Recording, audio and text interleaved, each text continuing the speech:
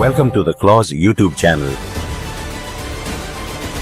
Together, we strive for a safer, secure, and more stable world.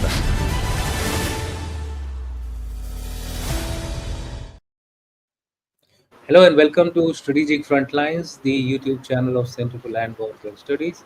And today we have three generals. There is another three generals coming on the Clause YouTube channel. We have our esteemed guests, our General P.R. Shankar and General Harimohan Iyer, and both are one is speaking from Bangalore, the other one is speaking from Chennai, and I am speaking from Delhi. So we have a triangle which has been made. And to discuss today, we have, as usual, our Pakistan as the main target, and they have actually come up with an initiative which is called the Army Rocket Force, which is modeled on the Chinese PLA rocket force, and how much of a similarity, etc., is there? That is a matter of detail. But why has it been introduced by Army Rocket Force?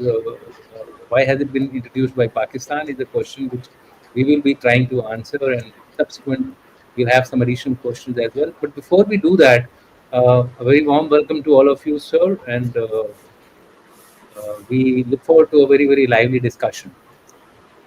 Oh, And thanks a lot. It's a very interesting topic you've chosen, Dushyant. So looking forward. Yeah. So, I'll do is I'll briefly apprise the audience as to what exactly is this. So I've got two slides on this particular Yeah. issue. Uh, First of all, is the it is known as Pakistan Rocket Force, and PRF, you can call it, ARF, you can call it, whichever way you want to call it. Exploring the strategic missile capabilities and defense system is what they are intending as per Pakistan. Now, this is not as per us. As per Pakistan, what is what is their strategic capability and defense overview by raising this particular force? First of all, it's a missile system, and their capabilities have been brought together under one umbrella called the rocket force. It operates ballistic missiles, cruise missiles capable of delivering conventional and nuclear payloads with high precision. I mean, that's their claim. I'm not saying that everything is correct in this. Then they have this issue of strategic development and regional security.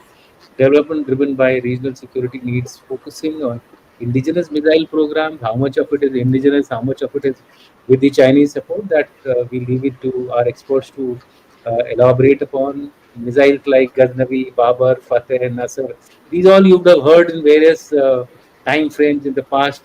These guys testing them regularly. Then as far as their operational readiness and support goes, they feel that if they are together, then the regular training and exercises will ensure combat readiness. Advanced technology like satellites, etc., can be co-opted with them. If they are with respective services, then coordination as per them using the various space related tools may not be that easily forthcoming. Probably this is a lesson which they have learned from of Sindoor, where they were found wanting in response to our missile attacks. So therefore, this could be possibly a lesson from Sindoor. And as far as role in national security is concerned, they are looking at deterrence against India in the conventional domain. That's their claim, that they have grouped together all the conventional missiles and not the nuclear missiles. So therefore, they are trying to tell to the world that, look, we do not want to use the nuclear assets straight away. We would be responding in the conventional domain, and thereby projecting some kind of a, how do you say, a rational force which is facing a lot of enmity from across its borders, whether it is India or whether it is Afghanistan, or I mean, these are the two major threats which they envisage. Iran, of course, it's been on and off kind of a threat they have, but they do consider Iran also in some form or the other as a challenge. So, what are the various? What is the likely composition? It is commanded by a three-star general who is directly under the COS, which means that they really don't require any theaterization, etc. The chief of army staff is the theater or the national theater commander, and under him this particular force is going to be operating. Even the actually the national command authority is also technically under the PM, but I would say the handles are with the chief of staff. When the system is in writing, but it is directly under the chief. Then you have there are various categories of missiles which are firstly short range ballistic missiles, which are the SRBM, Nasser, and Ghaznavi. And then they have the medium range guided rockets, Fateh 1, Fateh 2, and then they have the cruise missiles called Babar, Khataf 7, Fateh 4, and then they have the medium range ballistic missiles MRBM, Shaheen, also called as Khataf 4, Shaheen 1 Alpha, and then finally, of course, they have the multiple launch rocket system A1200 MLRS, uh, which is kind of tested. I think few months back. I don't remember the exact time, but they tried to replicate our tests of this multiple re-entry vehicle. That is of course a nuclear tipped one, so it is not part of this. This is more like a MLRS, multiple launch rocket system, something like Pinaka. I don't know. You may be able to elaborate on this particular issue. I think it's something like Pinakas with a 100 to 120 kilometer range. No, that So this is MLRS A100 is like a Smirch system. The okay. A100 is the Chinese version of the Smirch. Okay, okay. So something like that, but I thought probably it would be something like Pinaka. Anyway, so this is the broad composition of the rocket system. Their aim is to get everything under one roof so that their training is better, response systems are better, and the utilization of the support systems, which are essentially the satellite based system, which will guide them to which will provide them the precision strike, etc. That will all come under this particular rocket force command.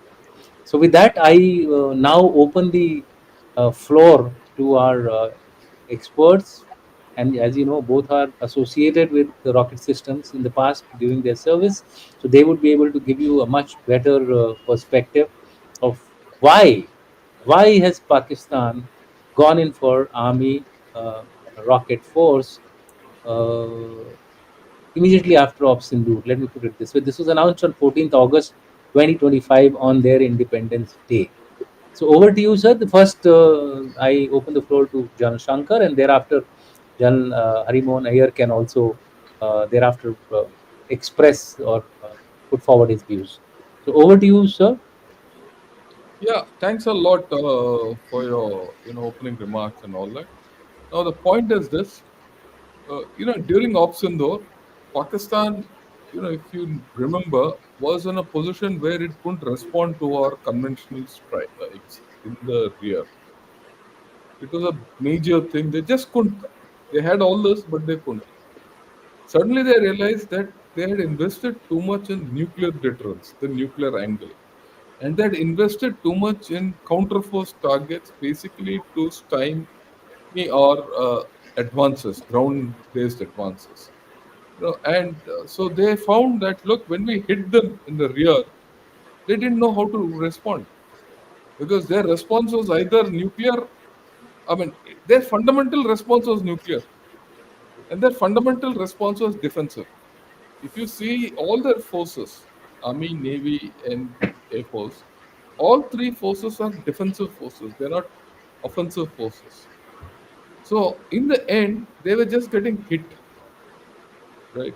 Then if they were getting hit, they needed a method by which they can hit back, and that is how. And they also realized second thing is not every time will deterrence work, or rather, nuclear deterrence won't work every time. And then they needed something in between, and they found that in Ukraine war, or for that matter, Iran Israel war, and even with their in our case also, the conventional option works. The the conventional non-contact deterrence and conventional non-contact punishment works. And suddenly they realize, look, we are stuck. and it was a one-sided affair.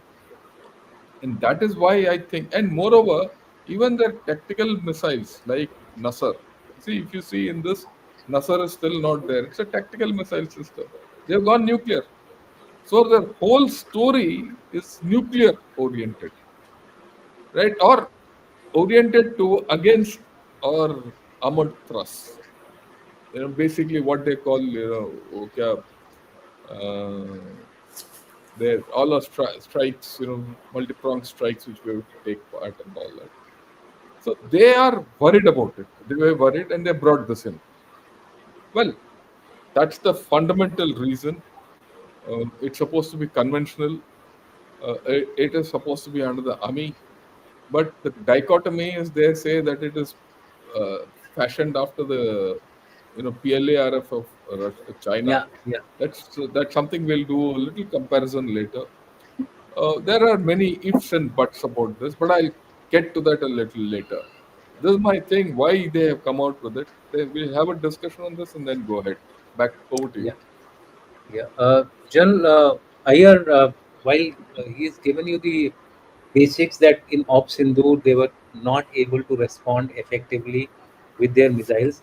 I've also done a little bit of a research on this, that they did try to use the missile. In fact, one of them was used also, but it was not very effective. So, do you think there was a disconnect between the way they were going to use the unconventional missiles, or they were not as Jan Shankar said, they were not even planned to be used in an unconventional mode?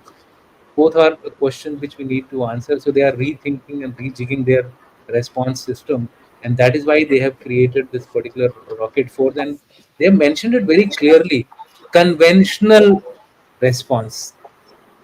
So over to you. I mean, you can So, give your overall views also, and on the question which I asked you. thank you, sir, and thank you for having me on your show. Always a pleasure. Firstly, I must start with a very uh, quick statement that when Pakistan creates an organization, whether it was creation of an artillery division or heavy or light anti-tank battalions, he creates it with a vision of how to employ it. Most of the time, Indian armed forces are playing catch up.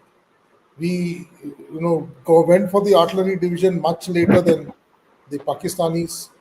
Even our recce and support battalions came up much later than his anti-tank forces. So, to that effect, I would say we need to look at this Army Rocket Force or Pakistan Rocket Force, whatever he's calling, with a little bit of analysis to say what will change should this kind of an organization come in. So that is my first point. Secondly, as far as Op Sindoor is concerned, I agree with General Shankar. You see, what happened in Op Sindoor was before Op Sindoor started, Pakistan started nuclear saber rattling even before anything happened, actually. And they said that we will respond even against the IWT being put under abeyance. They said we'll respond with a nuclear response. So they actually bound themselves into a shell, if I was to say. And thereafter, they got stuck because the only place where they had long range vectors, they were all in their strategic command force. And therefore, they got stuck because then any use of these forces can be termed as possible start of a nuclear engagement. And that is possibly what the Americans inferred from the way the battle progressed. If you see what Trump keeps saying every time he comes on this thing, he said they were about to go nuclear. They were about to start a nuclear war. Because while Pakistan says that they have a first use doctrine, India has said that if it is used, we will retaliate. So, should a mishap happen with a nuclear weapon, it is going to start a nuclear engagement. So, that is one reason. Possibly, they could have even come under pressure from the Americans to create a kind of force which operates under the nuclear threshold. And that is possibly what this particular organization is all about. The second issue which I would like to emphasize upon is he is not creating any new weapon systems here. He is just rearranging his arsenal into strategic and conventional kind of response mechanisms. Possibly, he may like to add the Turkish drones which came late into Op Sindoor. He was not able to apply them in the manner that they should have been or could have been, and therefore possibly he is creating a command and organization for such kind of weaponry. So we should not get too much carried away by him creating an organization with existing weapon systems. And as you brought out, sir, they did use, whether it was a Fateh or whether it was a Shaheen, it's still questionable.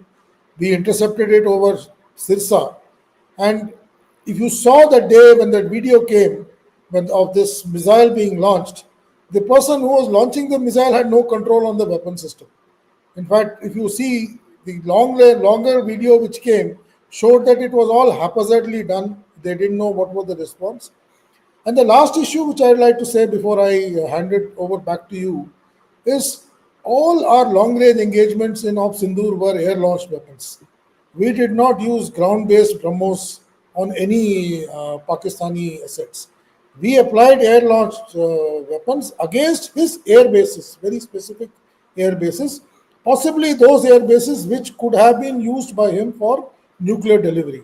So it has actually created a kind of a scenario when he doesn't have such kind of a response mechanism. His JF 17 or his F 16s don't have that kind of long range air to surface missile systems which he can respond with. There was a lot of talk about why Babur has not been integrated with the F 16 when it is somewhat a replica of the Tomahawk. So a lot of chatter happened on that call also. So maybe he's looking at creating something, and like you said, you may call it Army Rocket Force, but it is like a theater rocket force. It can be used by any kind of delivery means. So we'll have to see how this thing progresses in the term of what is its overall charter. How does he, put it across his entire front line, and what kind of doctrine does he bring out along with his rocket force? This could be the one which I can leave with the first part of the discussion. We can carry on as things progress. Yeah, so I think you've raised a very interesting point. Till now we were debating, and Rajiv has been a propounder of that. We hit something very, very interesting as far as Nur Khan and the hills where we struck uh, supposedly some Supposedly, nuclear, supposedly some nuclear assets, etc. And they didn't have a response equivalent of hitting us conventionally. So possibly now they have thought of looking at grouping all their conventional assets into one, and maybe since they don't have the adequate number of quantities, so being a scarce resource, they thought it would be better utilized if it is grouped together and then diverted to wherever it can be diverted. After all, they do not have too much of a large area to look at. Their interest, I mean, they are safe as far as the Chinese are concerned. Against Afghanistan, I don't think they need to do any kind of a missile attack or something of that nature. If need be, they can always rejig it up. So it's a very interesting argument that maybe nuclear only response was the response available with Pakistan, or they were not prepared for a non-nuclear response in the way they should have. They did not expect the way we reacted.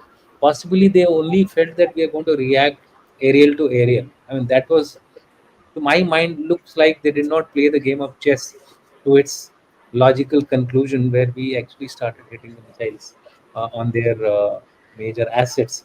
So I tend to Can I agree put, with that. can I Yeah. So add to so what you said? Because I think it's a very I'm interesting thing. Yeah, so We need I to, wanted your comment on this, that Jal Shankar, that what do you think this is one of the major reasons, and not the yeah, not that nuclear thing which initially people were propagating, that it was the see, nuclear strike, a strike against the nuclear asset which led to the war being stopped so early. okay, look, the way I look at it, I go with both of you. I just want to elaborate it, and I go with what Rajiv Narayanan also has said. Hmm. Let me put it. This is my hypothesis. I'll put it across. Yeah. Uh, Look, if Pakistan had invested its missile force as a nuclear deterrent, their philosophy was of nuclear deterrence and never as conventional deterrence. They were orienting their tactical nukes and strategic nukes, all these nukes against our cold start doctrine, right? In this Oh, entire yes. visualization of battle, they never imagined that we'll hit them in the rear. They thought if how will they hit the rear? They never thought that we'll do the vertical way and hit them in the rear without breaching the LOC. I think that took them completely by surprise, and I think that caught them flat footed. Now, what happened on 10th morning? What is the status on 10th morning, 10th May? I mean, that is the critical thing.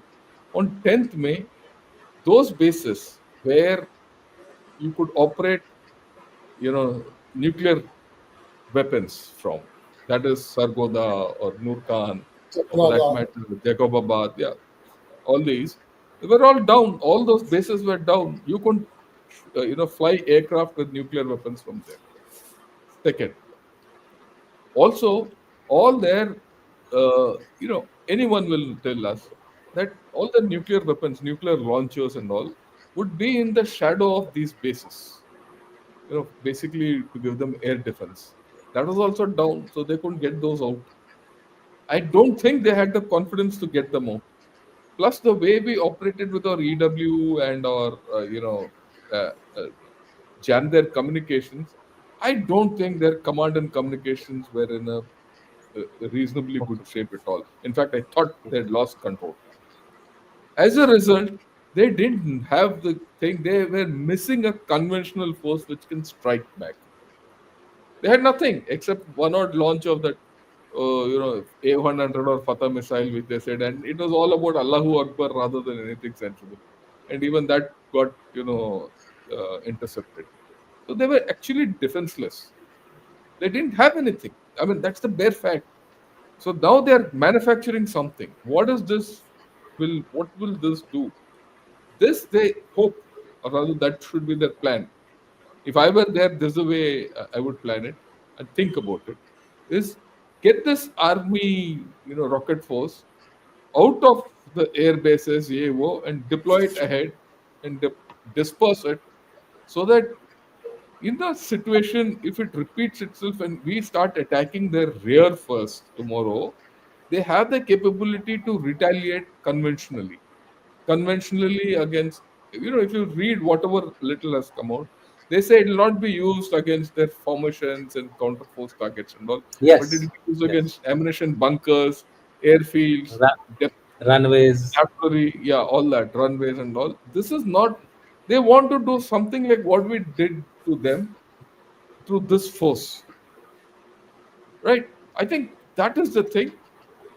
Now, every article which I've read on this rocket force, they say it's modeled on the PLA, but I don't Yes. think so.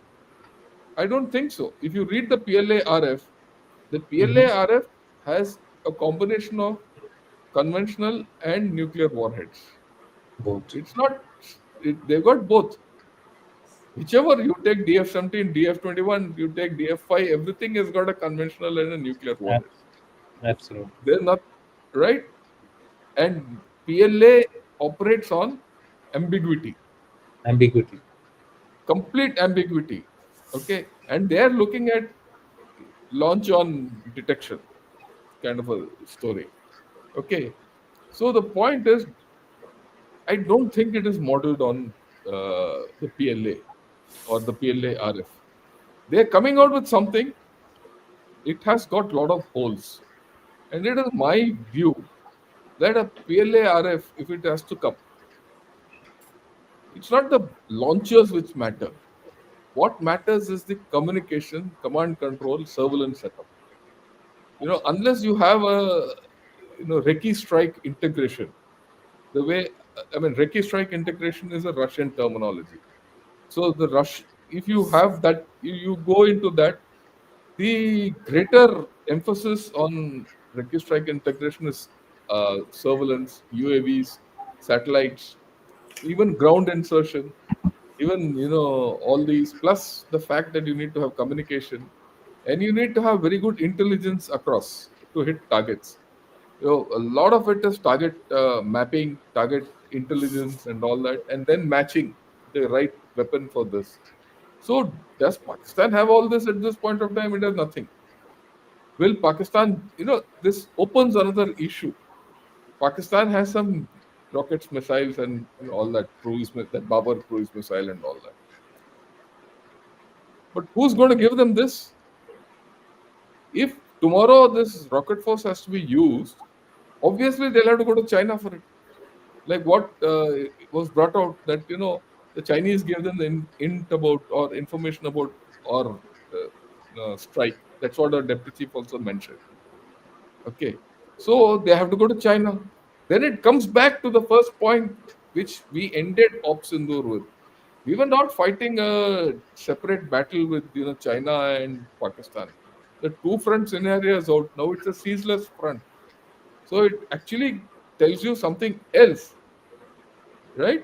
That if Pakistan has to use this rocket force today, then you're not actually the Chinese are fully complicit in this at this point of time. Whether if Pakistan comes up with capabilities in future is a different story.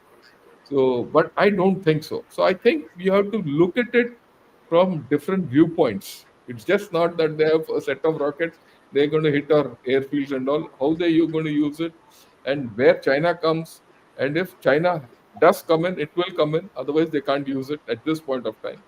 So how do you Okay, react? so I think you're making a point quite valid. First of all, it may not be as of today a direct copy of the the Chinese rocket force, but since the issue of China has come up in the discussion, I would like to add two, three more aspects to it. Firstly, what I have read is it says that the entire guidance and precision strike is going to be dependent on the PISAT group of the Chinese, right? So PISAT satellites of the Chinese. Now that's a different country's system, which is going to be integrated on this. We know that, of course, China and Pakistan work together quite a bit. Then they've also said that where the satellites are not likely to succeed, they're going to have a drone support system also as part of the rocket force. And I think John Iyer also mentioned about it that they would add the drones to this particular rocket force so that the response becomes much more robust and more flexible. More options are there. Now, if they are going to have these two, three diverse systems which are going to actually go ahead and make their rocket force operational, how much do you think will be the success in future? And then this I'll throw it to John Iyer, of this rocket force being effective against India, or do we have any countermeasures whereby we can disintegrate this entire kill chain or Reiki strike? What John Shankar mentioned. Yeah. So So, John Iyer. thank you. Firstly, if you look at Pakistani Air Force, and this is not that it has started now, it's historically being a air defense oriented Air Force. It has never had offensive air capability. It was capable to blunt any counter air operations to a large extent because they were designed in that manner. To that effect, they don't have any long range vectors which are part of their air force per se. So that is one thing which I would like to add. Second issue is, what will they respond with? They have been, like I said, nothing new is coming. The weapons which have been relocated are weapons which are capable to be countered by us. So whether it is a Shaheen or whether it's a Hatf or whether it is a Ghaznavi, these are missiles which can be taken out by our air defense system the way we have organized our air defense system, especially with the new systems that are coming. I don't want to mention it here, but then by and large we all know what I'm referring to. So that is the second thing which is there. Thirdly, where they got foxed in this particular Op Sindoor was that the entire launch of these long range vectors happened deep inside India, outside possibly their pickup ranges, and they were not expecting cruise missile launches at their depth. You see, if a BrahMos is fired from the ground, it has a degree of ballistic trajectory before it takes on into a cruise mode. Whereas when you fire it from the air, it is almost going flat. So these were like invisible missiles which came and hit them, and the kind of velocities with which BrahMos travels, it is impossible for a normal weapon system to interact, and that's how they got lost totally. And if you look at what they did on the sixth or seventh, they were able to possibly identify where the scalps were launched from. But the BrahMos, they were totally taken aback. So that is something which possibly has triggered it. And second thing, which I can bring the elephant into the room. India, when we read China and we look at Chinese armed forces, the one thing which we all keep discussing, whether it is in any forum, is the PLA rocket force. And it is something which has psyched India to a large extent. Every war game or discussion that I have been part of in the last 8-9 years, including when the Chinese came home in the northern sector, it was revolving around the Chinese rocket force. It could be a bogey which Pakistan is now trying to build to say that yes, I am also created one. So it is something he's trying to divert you to start discussing on something. Which that's why I said we should not be worried till the time new assets come into his armory. As it stands, he's got very limited number of A100s, which General Shankar said is old variety of Smirch missiles, which in fact we are not wanting to use anymore. It can be picked up very easily and taken out. And all his missiles, whether it is whatever he may name them, they are Chinese, old vintage Chinese rockets with a new name which is using. None of them have supersonic capability. They don't have hypersonic missiles anywhere in the horizon. So whether he regroups these missiles under one umbrella, it is his own way of looking at doing things. I feel, and since you had mentioned it in the beginning, I'm possibly preempting you here. The moment you increase the level of coordination of these to a higher level, they will be that much more difficult to employ them on ground. It should be decentralized to the operational commander. Then only these things will get employed. And if the chief of army staff of Pakistan is going to give directions of use of rocket force, I'm very sure nothing is going to happen. They may have multiple ops Sindoors and they'll go home with their missiles back into the ammunition depots without being fired. So, to that extent, I don't think it is an issue to worry us. Yes, we need to look at the possible doctrines and try and find out how the rocket force from conventional will mesh in with his nuclear command, and how he will be able to distribute these assets. Like General Shankar said, if he deploys it in the areas in front, then there is no nuclear threshold left with him. Thereafter, he can't pull them backwards. So he is going to be in a very big dilemma how to employ them. And these are interesting times, and I am actually looking forward to seeing how he proposes. I'm sure next couple of years when you have these war games and exercises, they're quite interesting to be followed to see how he plans employment of this force.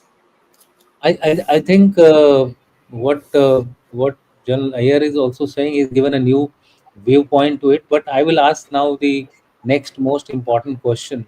The one part of my question got unanswered, so I will push it to Jan Shankar also, and that is, how good do you think the coordination will be? You see, it was not very good during Op Sindoor. All of you have said so. As far as the kill chain is concerned, the satellites were of the Chinese, the drones were of the Turkish guys, and some were, I believe, indigenous also. But so all this mix of equipment, etc., which they had used for carrying out their strikes, with this centralization, how good will be their effect as far as the strikes are concerned? Uh, Decentralization is another issue, but centralized, suppose, because they have said that they're going to hit runways. They have selected certain targets for this particular force. So in that aspect, do you think the Chinese collaboration will be better as compared to the last conflict, one. And two, that is the major question which I want to ask General Shankar is, and also to General Iyer subsequently, is that uh, why or should India go in for a rocket force, one, and if not, why not, as far as India is concerned, because it should not happen like the RT division. We ultimately went in for an RT division and we got three RT divisions with us. So Yeah, a little bit of yeah. analysis of that, I Let, think, first, would be good let's point for take General the Shankar. Pakistan case. How effective will this force be? Mhm. I go with what General Harimohan said completely. That Okay. this will not be an effective force for a long time, and the reason is this. Right. They've suffered a lot of casualties, equipment casualties in Ops Sindoor. They've not made it up. Whatever you like, and who's giving it to them? China. China is right now not very happy with them. So if you see everything, I don't think China is in a hurry to give them anything. No, Turkey might, but Turkey will want money, which they don't have really. I mean, they might appropriate 14% of the GDP towards defense and all that, but at the end of the day, they don't have that kind of money, and USA will not give them anything. So first and foremost, I think they have a problem in replacing what they have, and then they will have to get to this and all that for quite some time. I don't think this is a force which is we really have to bother. There's no danger from this force, but over a longer time, given the way Pakistanis think and act, we have to start monitoring this force and see how it is going to be used, right? And it's his force; he can use it the way he wants, right? And he's devious. We must also grant it that Pakistan is devious in his employment of arms, equipment, and all that. So he will have some effect. And basically, he's created another layer for you to target. So all these will factor in. It's not something we should be worried about. There's another thing, immediately after about a month after Op Sindoor, they started coming out with a doctrine called Pro Quid Quo Plus. It came out in a article in Dawn under Prism, and Okay. that I've analyzed it. The Pro Quid Quo Plus talks of two things. One is their current level of deterrence has failed. That they need another level of deterrence, a higher level. It is something like uh, I mean, how do I say it? It's more rhetoric than anything else. That we should have this, we should have this, we should have God to help us to strike India down, kind of a rant. But the fact is that Pro Quid Quo Plus, if you see these three, four words are coming repeatedly in every article about this rocket force. So there is a cognitive element to this, which will hit us. कि भाई इसके पीछे है क्या? What is this pro quid pro plus? So, and then they've also gone back to the fact that look, they also feel with the pro quid pro plus thing, they've created a conventional force and they also have a nuclear force. So they'll start playing ambiguity. That's the natural thing, is they'll start playing ambiguity as we go along. So that is what we have to keep track of. Now, let's come to our own story. Okay, maybe the rocket force in the case of India is a necessity. I said maybe. But before we get to that, we should be clear how we're going to employ it, right? And this is a pretty serious thing. Uh, do we have an employment philosophy for a rocket force? That's the first question. The second question is, you're theaterizing at this point of time, right? So, would you like to do theaterization or would you like to do a rocket force? Because you can't keep changing organizations every night. Organizational changes happen with time. And you have a good thing going at this point of time. You have a pretty good way of inter service coordination through our chiefs. and that worked out well in Ops Sindoor. So why are we getting one more layer in? There are a lot of ifs and buts in this whole story of, again, the issue is you need to have a ISR for this. You have to have the Recu strike uh, assets for this. Unless you have thought the whole thing out, which shouldn't come in. One. Number two, if you have, how will this operate if at all it comes with the theater system, which we are going to head into? If the theater commander has all these items and he's got the C4 ISR for all this, why do you need a rocket force separately? You don't need it, right? The PLA RF has a different purpose altogether. Do you want to have this just as a conventional force? Or would you like to have it as part of an ambiguous force? If that is the case, the strategic forces which we have, plus the rocket force which we intend to have, should be mixed. Right? And that's a major thinking that also ties in with your nuclear doctrine and your posture and all that. So I think at this point of time, we shouldn't, I mean, we might eventually need it. I'm not saying no to it. Right? But at this point of time, I don't think we should even attempt to do it because we might be doing too many things and we might lose the larger aim. Okay, unless we have the larger aim in mind.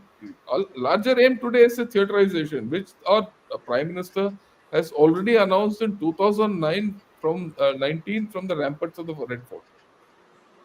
Okay, there is some rethinking because of what's happened in Op Sindoor, but since till we have clarity on that, I don't think the rocket force is an option at all.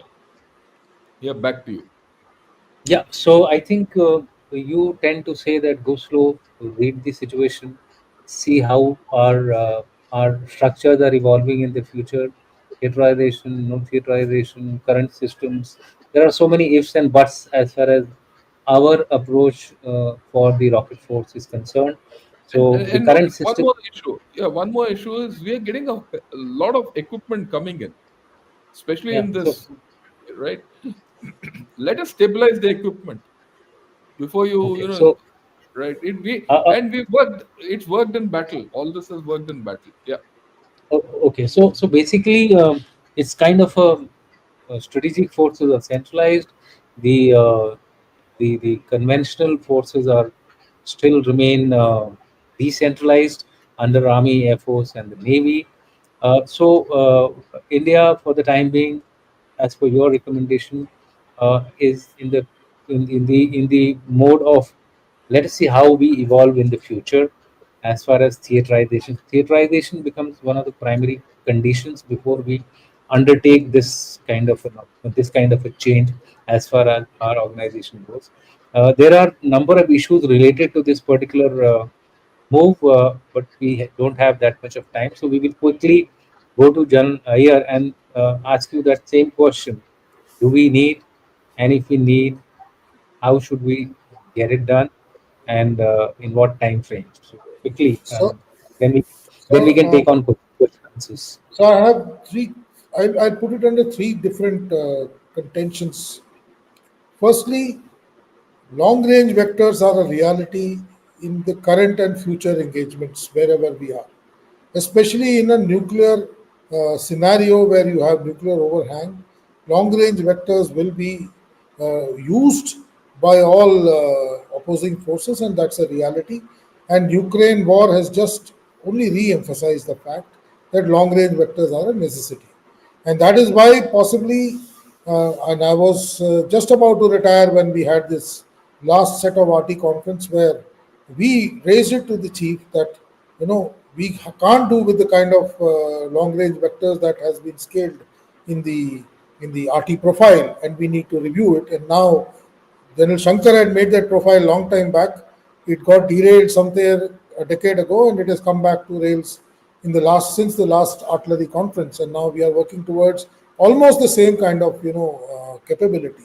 So rocket force is a necessity, and it's something we should understand. At the same time, somewhere in 2022, there was a little chatter about Air Force creating a organization with all long range vectors under its umbrella. And at that time, I was asked by the chief to write a paper, and I wrote. 2021. which They were I wrote. calling it.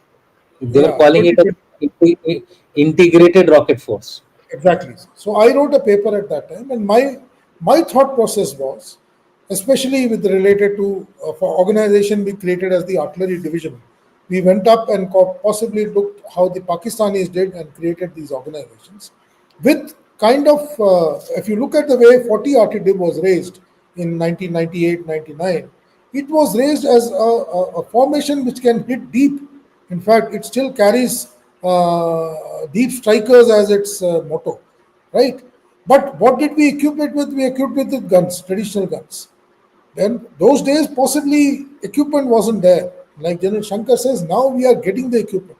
So when I wrote the paper, I said a formation which has long range vectors should be able to see what it has to hit, and it also has to also understand whether it has hit its target or not. So both ISR and PSD are an essential ingredient of any such force. And therefore, I had recommended in that paper that the artillery divisions, three of them that we have, needs to be reorganized with having one pure ISR kind of a formation and two long range vectors kind of formations, and all the guns which the artillery formations divisions are holding should be handled by core forces, reinforcing artillery brigades, core RT brigades which are available in the system. By this, artillery divisions can work under theatre commanders. When I say theatre commanders, the army commanders, since we have an artillery division in almost each of our armies, and they can be used in operational engagement of those operational targets which are in depth and which needs to have a kind of a concentrated application. And that was a paper which I sent, and I stand by it that we don't have to create new organizations. We need to reorganize our existing organizations. When you look at long range vector, it is not that you're going to fight a war only with long range vectors. Targets will be engaged across the length and breadth of the area of interest. And that area of interest will be decided by the theatre commander as to where he wants to process his operations. And therefore, you can't isolate and put everything under one central umbrella. And that's why I feel Pakistan has actually, by creating this force, added problems to itself. Because if they are going to deploy these assets far ahead and they are going to be controlled by the chief of army staff from Rawalpindi, I don't see them getting employed. And even if they get employed, they are not going to be effective. This is my way of reading things. It needs to be decentralized to the theatre commander. I will say to the operational commander, the corps commander should have a limited degree of accessibility to these long range vectors, and that can only happen if you are having an integrated organization within yourself. You can't create a new organization which works centrally and expect it to work in your thing. That is what theaterization is all about. You are trying to ensure that the assets are available within the theater. And if you are looking at some kind of a force of that nature, there are organizations within our systems which can be rejigged in the manner that they are effective and properly equipped and capable of undertaking all the tasks which are envisaged from such a force. And therefore, I do not visualize creation of another new elephant or a new organization, which I think, if I don't forget, one of our SFC commanders had also proposed somewhere, I think in 2019 or 2020, that apart from having strategic units, there should be a degree of, conventional units placed under his command. That didn't work because that's what Pakistan has done, and that's why it didn't work. So I feel decentralization and recreated organization, which is capable of achieving the kind of targets which these vectors are going to be used for, is the way forward. And possibly once we have theaterized, we can review it at a later stage. I think what we have come to the conclusion is that, well, while there is a need for a rocket force, but the context has to be clarified first, and the context is whether we are going to fight the way we have been fighting till now, or whether we are going to go in for theaterization, as theaterization itself has come under some kind of a re-debate, re-questioning, etc. So we will have to look at that outcome and then look as to how we are going to organize the rocket force. Because one thing is surely true, And that is what General Shankar also mentioned, and General Iyer, you also mentioned that non-contact phase is going to be longer, probably more prolonged, and maybe working independently of the tactical battle area operations which are going on. Russia Ukraine is one example of this, where the non-contact forces are doing things uh, somewhat independent of the ground operations which are going on. Of course, ultimately everything affects the ground operations. If the morale, motivation, etc., in the supply chains are disturbed, then definitely the opposing force is that much weaker. So, with that, what I can conclude, because we have to go in for question answer sessions also, is that ARF, which has been raised by Pakistan, is possibly a method of overcoming its shortcomings which it saw during Op Sindoor. So it's trying to create a cognitive effect in the minds of its adversaries, which will, as you all said, we'll start discussing about this in our war games, etc. So ultimately, it will become a factor. Now, that factor has to be analyzed well by the people who, or the powers that be, to ensure that it is taken realistically and not magnified into a demon which kind of accelerates our unmotivational and the motivational factor of our soldiers, leaders, commanders, etc. So that is one factor. The second factor is that the ARF has been hurriedly cobbled up. We also don't know how much of it is going to be used for nuclear, how much is going to be used for non-nuclear. We don't know the quantum of launchers which are going to be there for the ARF.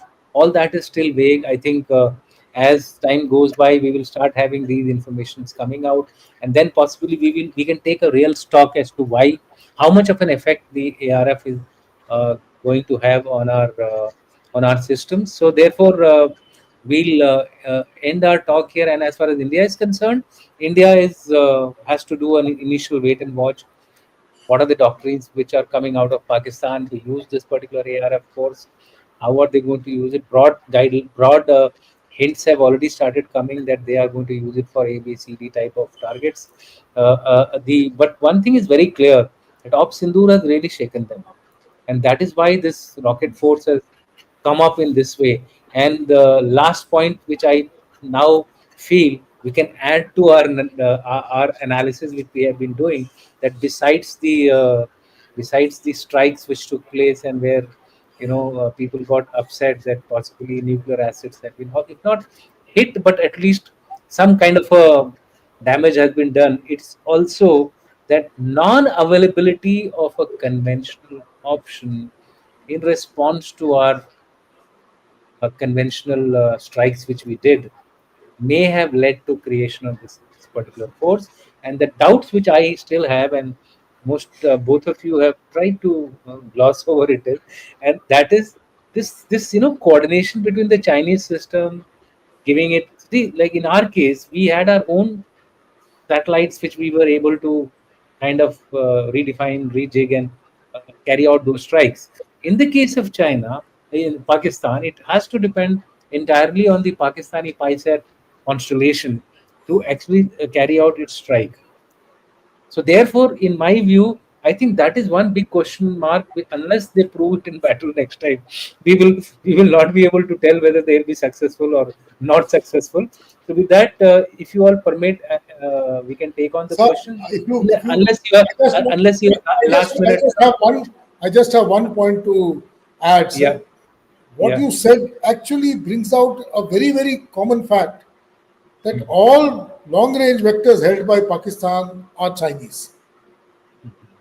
Whether you call it HUF or you call it M11 or you yeah, call it DF, ultimately you can keep changing names. For a country which doesn't have a space program to be capable of churning out long range missiles like what indicates there is something not correct. And in this kind of MTCR kind of regime, if Pakistan says that I am using Chinese satellites to target, the vector and the ISR being the two elements, it actually says that they are Chinese systems being renamed. so any last final last minute Yeah, I'm comments by okay. you? We'll take questions.